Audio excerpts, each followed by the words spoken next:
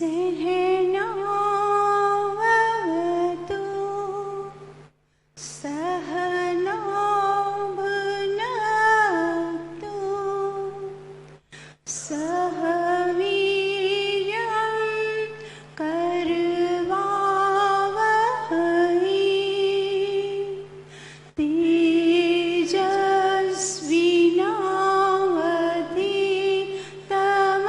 तेजस्विनावधीतमस्तु मा विद्विषावहै।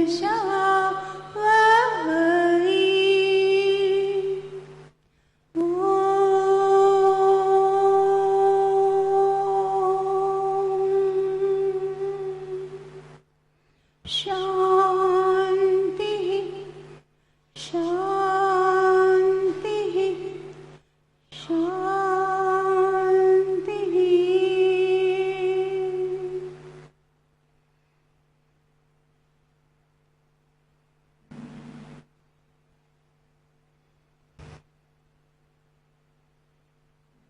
सर्वेभ्यो नमः।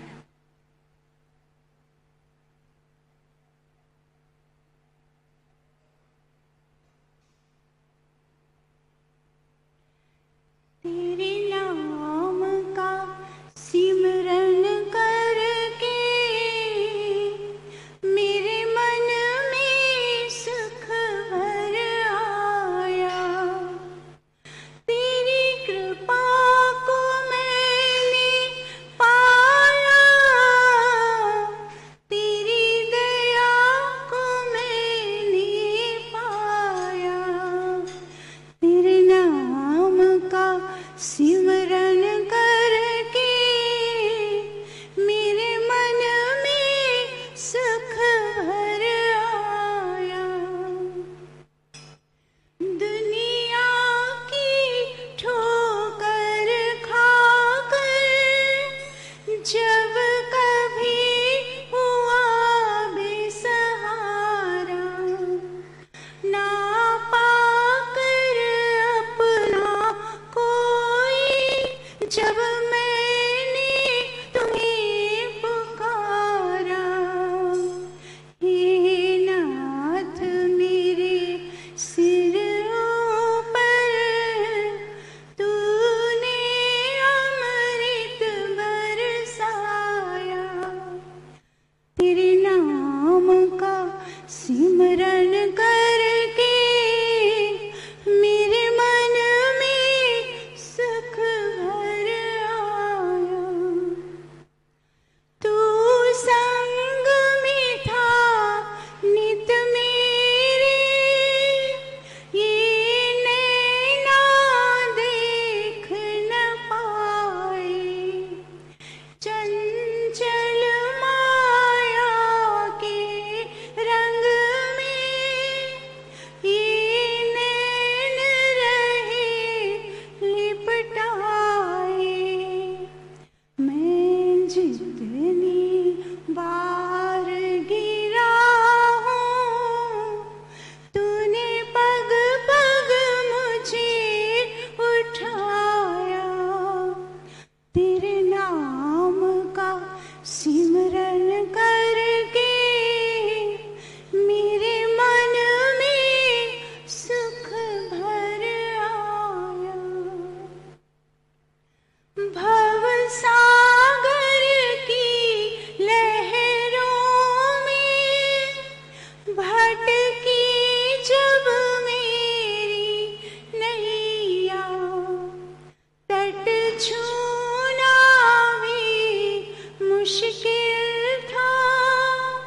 नहीं दिखे कोई खिवैया, तू लहर बना सागर की मेरी नाव किनारे लाया। तेरे नाम का सिमरन करके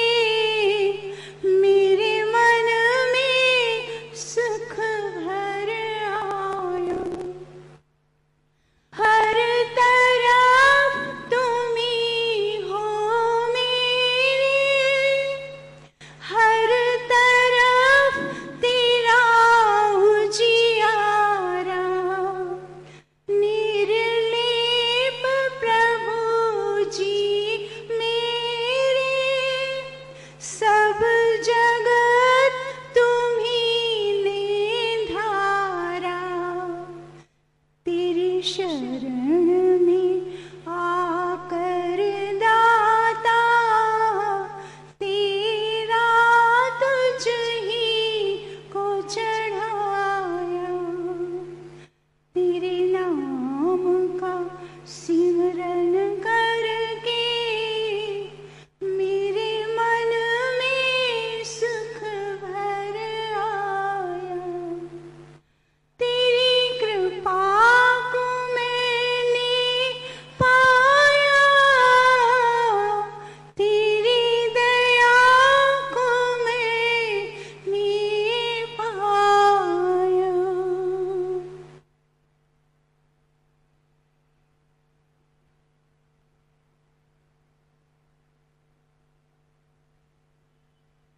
प्रभु के मात्र नाम उच्चारण, मन में ईश्वर का नाम आते ही शांति की, सुख की लहरें, जैसे लहर वायु में, पानी में लहर उठती है, वैसे मन के अंदर आप देखिए, सच्चे मन से, मन की एकाग्रता से जब जब कहीं भी, चाहे आप भीड़ में भी क्यों न खड़े हो, पर मन को एकाग्र करके ईश्वर से जुड़ने का प्रयत्न किया और वो शांति की, सुख की, आनंद की लहरें चालू, तुरंत से चालू हो जाती है। कितना भी बाहर ताप, इतना तपायमान वातावरण, हर तरह से कलेशों का, दुखों का, विपरीत परिस्थितियों का ताप, पर उस ताप से अगर हमें बचना है, एक सरल, सुगम और इतना सरल जिसके लिए कुछ नहीं चाहिए, ऐसा भी नहीं कि बाहर की मुझे कोई वस्तु, मुझे आरती चाहिए, मुझे दीपक चाहिए, मुझे माचिस चाहिए, तो आपको कुछ भी नहीं चाहिए, मात्र हमारा सुंदर शुद्ध भाव, ईश्वर से जुड़ने का जो स्वभाव बना लिया, और बस कहीं पे भी, भीड़ में है, एकांत में है, कहीं भी है, जो स्वभाव बन गया, तो आप तुरंत से ईश्वर से जुड़कर ईश्वर के सारे गुणों को प्राप्त कर सकते हैं। हमारा मंत्र चल रहा है अथर्ववेद का।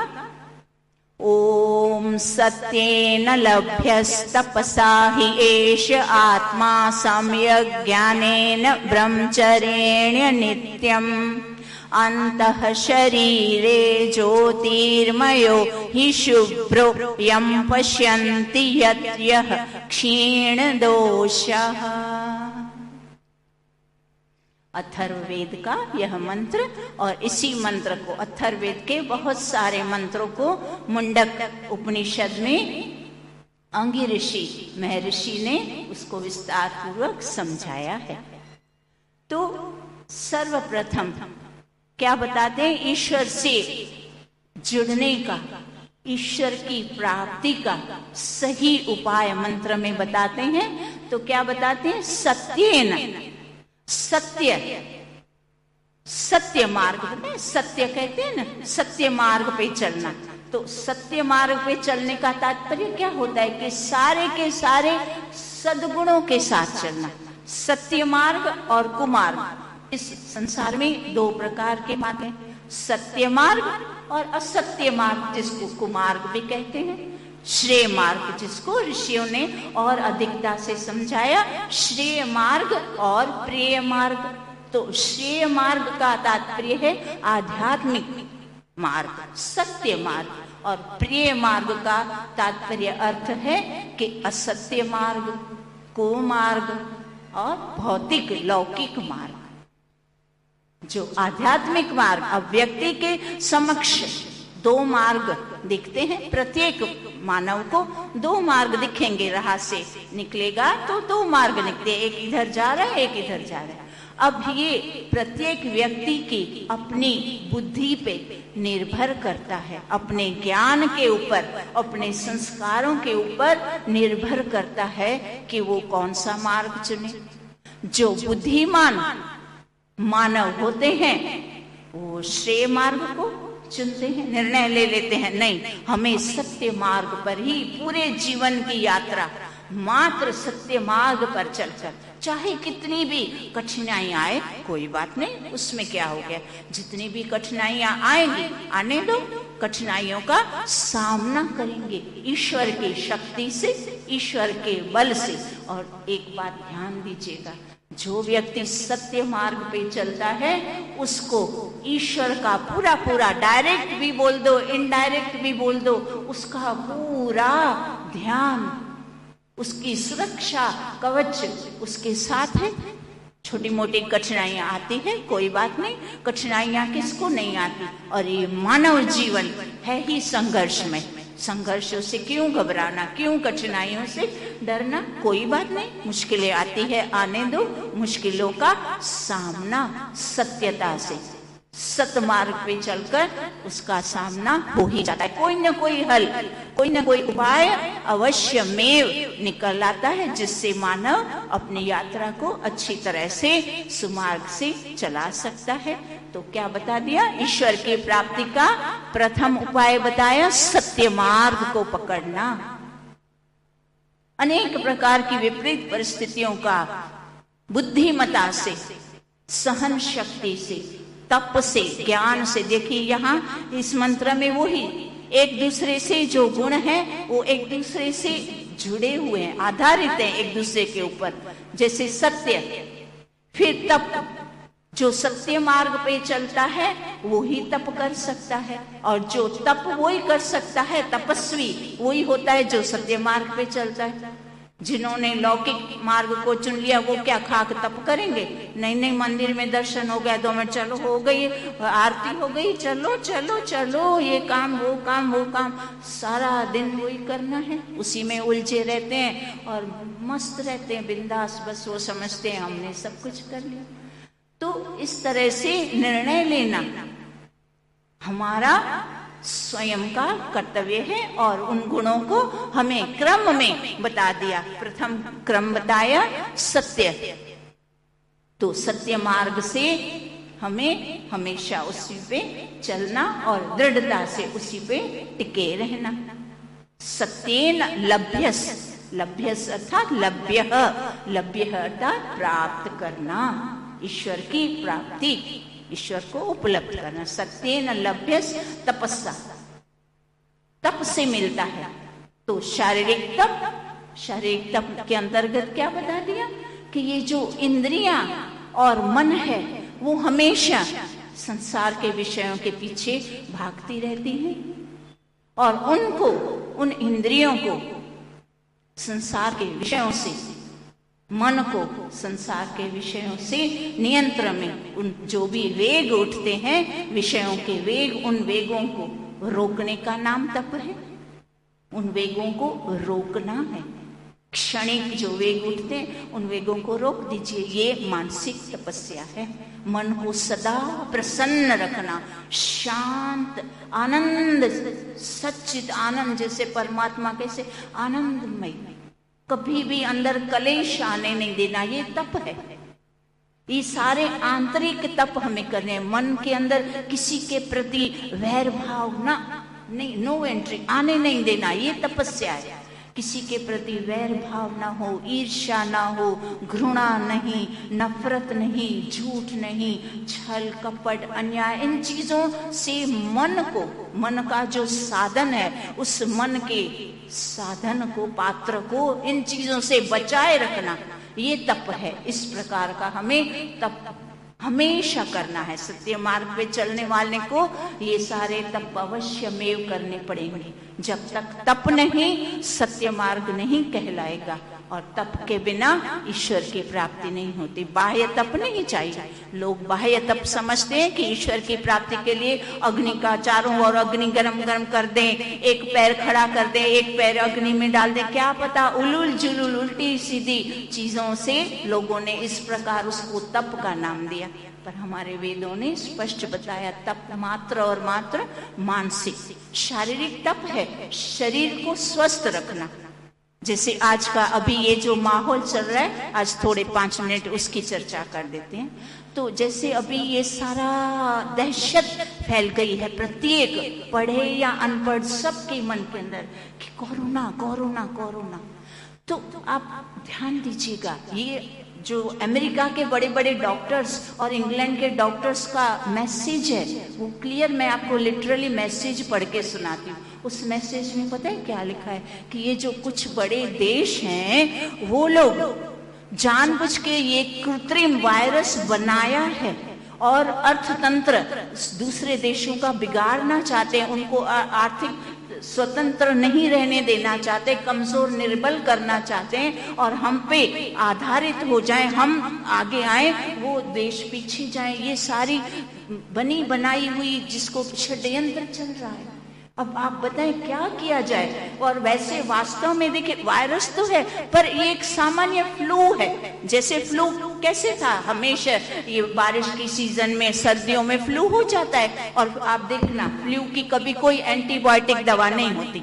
फ्लू साधारण मेटासिन या पैरासीटामोल या घर का थोड़ा सा काढ़ा ले लिया बस ठीक हो जाता है अपने आप। सर्दी जुकाम, फ्लू में क्या होता है, सर्दी जुकाम खांसी बुखार ये चीजें होती है और ये चीजें बिना किसी एंटीबायोटिक के छोटी मोटी दवाई, सिंपल मेडिसिन और काढ़े से, आयुर्वेदिक के काढ़ों से ठीक हो जाती है। और अभी क्या किया जाता है, जानबूझ के जरा सा सर्दी बुखार खांसी हुआ नहीं उसको ओवरडोज दिया जाता है, एंटीबायोटिक, क्लोरोक्विन और ऐसी दवाएं देके और लो मरो और बीमार हो मरो, ताकि हम हमारा जो ये मिशन हमने बनाया है उसको सक्सेस करना है।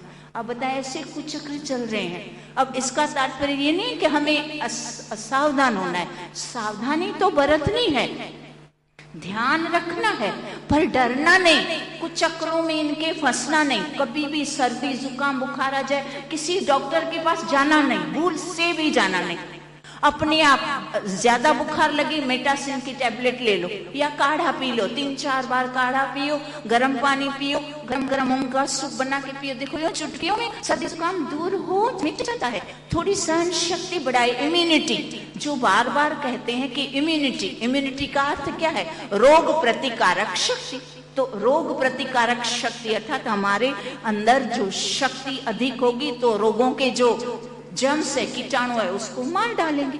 जो अच्छे वाले बैक्टीरिया हमारे अंदर होते हैं शरीर के अंदर, वो बीमारी के उसको अंदर ही अपने आप मार डालते हैं, बस फिर बीमारी होगी नहीं। और छोटा मोटा कुछ हुआ तो डरने की, घबराने की, सारा दिन 24 कलाक मास्क पहनो तो आपको वो लंग्स में कैसी वीक हो जाए, ऑक्सीजन पूरा कैसे मिलेगा। बेचारे लोग कंप्लेन करते हैं कि दीदी 12-12 घंटे हमें काम पर, सारा दिन मास्क, हमारे तो फेफड़े एकदम कमजोर, वो सांस की तकलीफ हो गई। ऐसा थोड़ी होता है, ठीक है। जहाँ ऐसे अनहाइजीनिक लगे, बहुत सारे स्वच्छता नहीं है, मास्क पहन लिया, या बहुत भीड़ भाड़ है, कोई रोगी है, हॉस्पिटल है, आपको हॉस्पिटल में काम करना है, तब तो मास्क लगा दीजिए, ठीक है। पर घर के अंदर आपस में रिश्तेदारों में मिल रहे हैं, कुछ स्वच्छ लोग आपस में 10-12 लोग मिल रहे हैं, उसमें क्यों इतना सारा, थोड़ा सा डिस्टेंस मेंटेन करें। डिस्टेंस का मतलब क्या, श्वास, मेरी श्वास आपकी श्वास से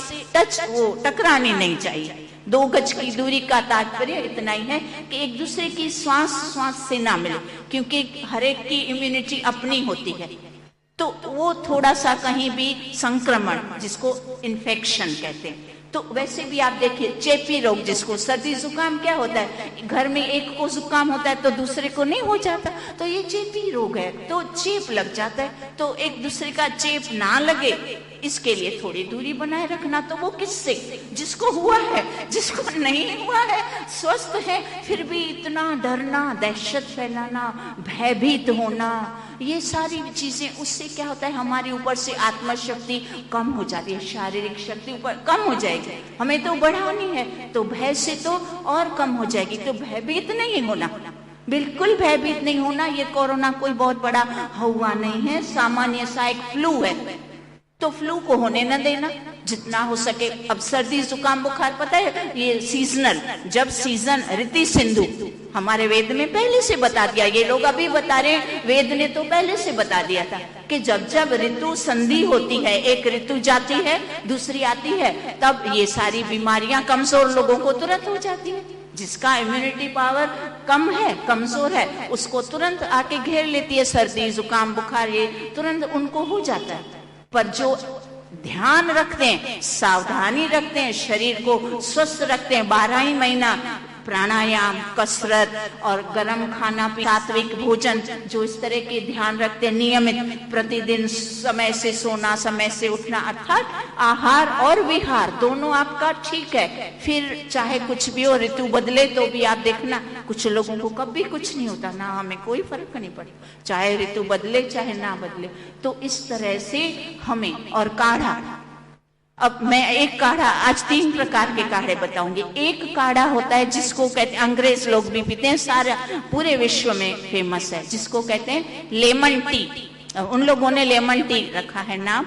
तो एक नींबू ले लीजिए, 1 गिलास पानी तपेली में गर्म कीजिए और नींबू का रस ग्लास में डाल दीजिए। पानी गर्म किया और उसके जो छिलके हैं, छिलके निकले ना, रस निकाला, फिर जो नींबू के छिलके होते हैं वो तपेली में गर्म पानी में उबलने दीजिए।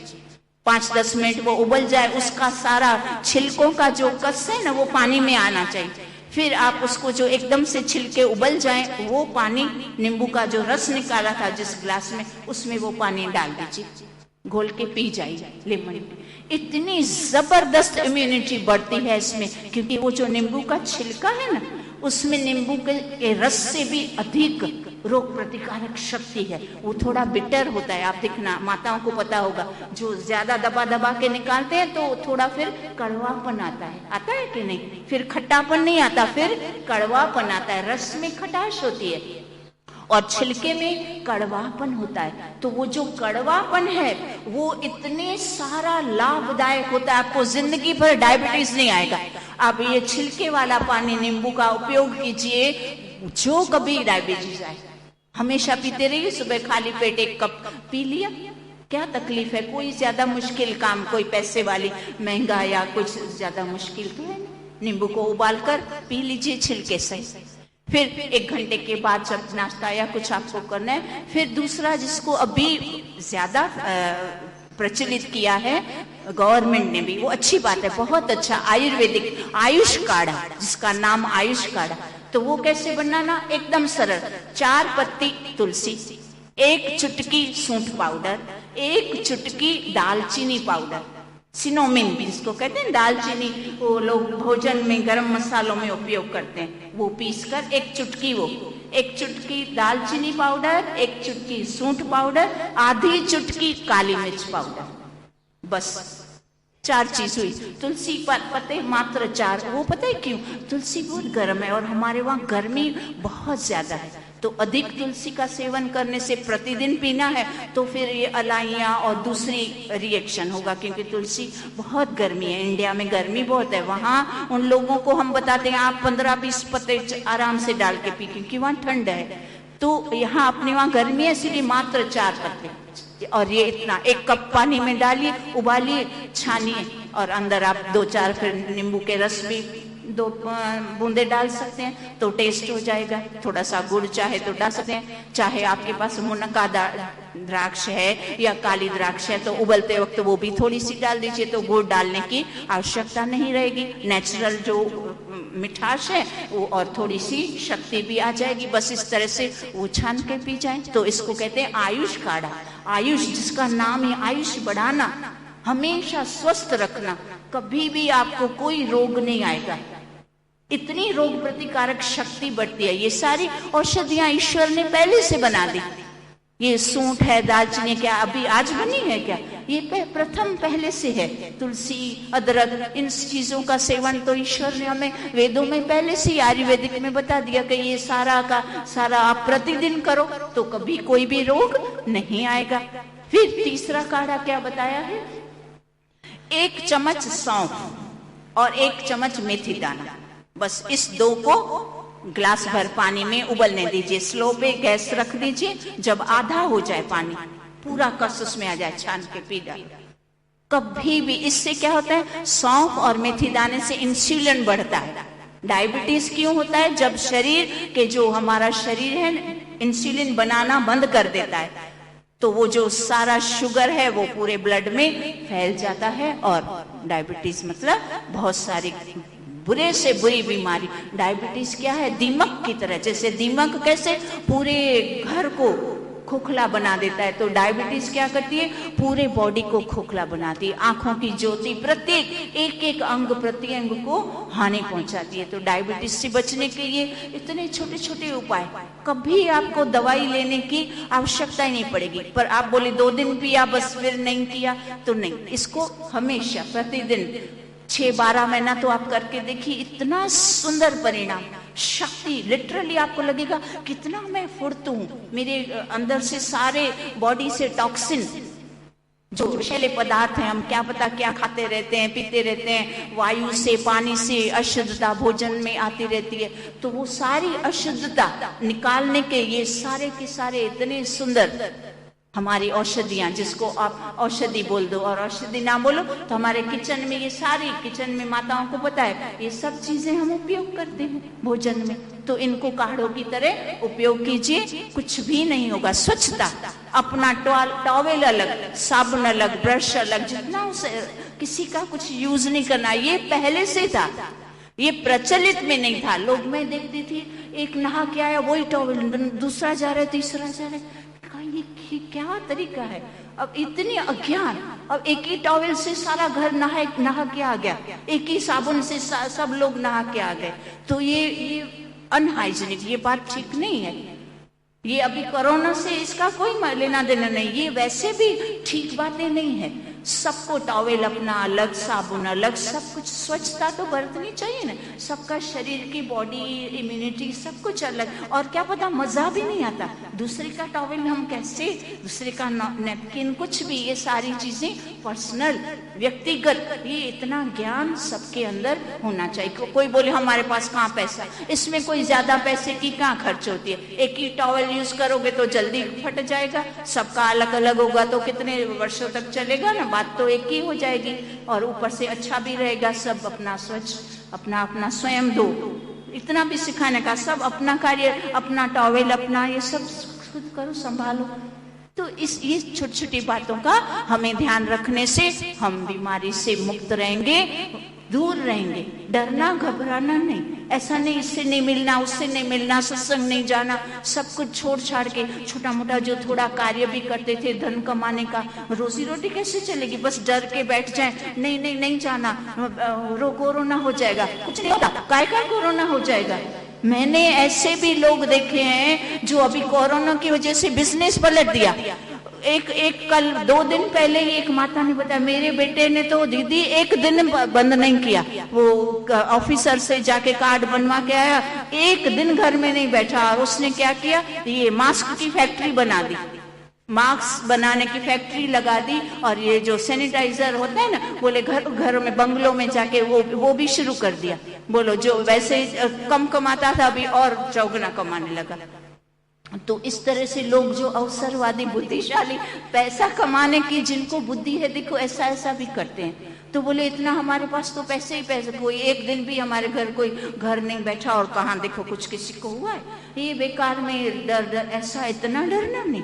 2-4 घंटे कहीं काम, आप सोचो 5-5 महीनों से व्यक्ति घर में बंद, किसी से मिलना नहीं, डिप्रेशन आ जाएगा ना, और कुछ न काम न धंधा, आदमी कितना क्या सारा दिन राम राम या ओम ओम बोलता रहेगा, क्या नहीं हो सकता ना। ये सब पढ़ के कितना पड़ेगा, आधा घंटा 1 घंटा। फिर पुरुष विचारों को तो उनके तो स्वभाव में ही नहीं घर बैठना, और उसको आपने पूर के पकड़ के इतने महीनों से नहीं, कहीं नहीं निकलोगे, तो ये तरीके ठीक नहीं, और आयुष कम हो जाएगी।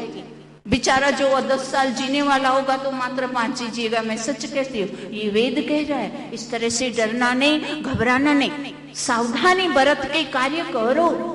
कार्य नहीं करेंगे तो निष्क्रिय हो जाएंगे और जंग लग जाएगा शरीर को। क्यों हमें वृद्ध नहीं होना, काय का वृद्धता शरीर में नहीं लानी।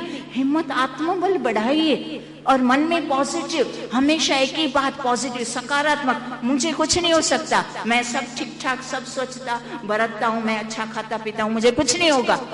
तो वास्तव में आप देखिए हमें कुछ नहीं होगा, नहीं होगा। थोड़ा थोड़ा काम प्रवृत्ति बढ़ाइए, मात्र घर में पूर के बंद होके न बैठिए। बहुत दूर है तो कोई बात नहीं, कहीं नजदीक में किसी की हेल्प ही कीजिए, 1 घंटा 2 घंटा मात्र बातचीत कीजिए, प्रेम बांटिए, कुछ भी करिए, पर पूरा दिन डर के मारे घर में बैठने की कोई आवश्यकता नहीं। इस तरह से बस ये आज कल ही मुझे बोलना था, पर कोई बात नहीं, मैंने सोचा आपस में हम बैठे। कई लोग क्या इसका विरोध, अच्छा उल्टा सिखाते हैं, नहीं हम उल्टा नहीं सिखाते। हम क्यों, वेद कभी उल्टा सिखाता है? यहाँ इस मंच पे बैठ के कभी कोई उल्टा नहीं। अब समझ समझ का फेर है, उसी बात को कोई उल्टी नजर से देखेगा, उसकी दृष्टि उल्टी है तो वो उल्टा सोचेगा और उसको परिणाम भी उल्टा आएगा। हम सही तरह से सही ढंग से सोचेंगे और उसका उपयोग भी जैसा बताया गया वैसा करेंगे तो लाभ ही होगा, उसमें कोई भी हानि होगी नहीं। अब हमारा मंत्र आगे का कल हम करते हैं। ये भी शरीर के लिए और आत्मा का बल बढ़ाने के लिए आवश्यकता। और ये हम सब तो देखिए 50 हम सब ने पार कर चुके हैं ज्यादातर, तो जिन्होंने 50-60 पार कर चुके हैं ना, उनको ये जो मैंने काढ़े बताए ना, ये तीनों प्रकार के काढ़े बहुत लाभ, अमृत है, इसको अमृत समझिए। और पक्का दिन में चाहे आपको सुबह दोपहर शाम की चाय के बदले एक काढ़ा, वो सौंफ और मेथी दानों वाला, कितना सरल, बहुत अच्छा स्वाद भी है और आपको कोई इसमें खर्चा भी नहीं। तो ऐसे ये काढ़ों का सेवन कीजिए और हमेशा स्वस्थ रहिए। अपना भी आत्मिक बल बढ़ाइए, दूसरों का भी बढ़ाइए। सत्संग में आने से ज्ञान बढ़ता है, कुछ कोई बीमारी नहीं होती। अब हम शांति पाठ करेंगे।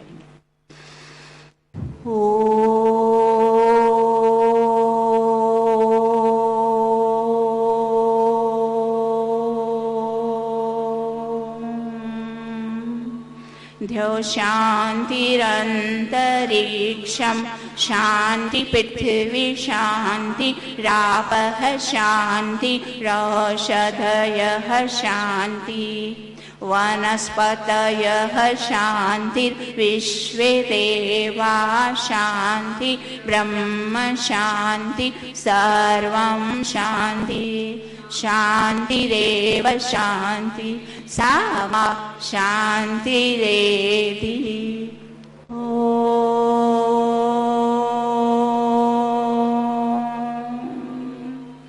शान्तिः शान्तिः शान्तिः। सर्वेभ्यो नमः।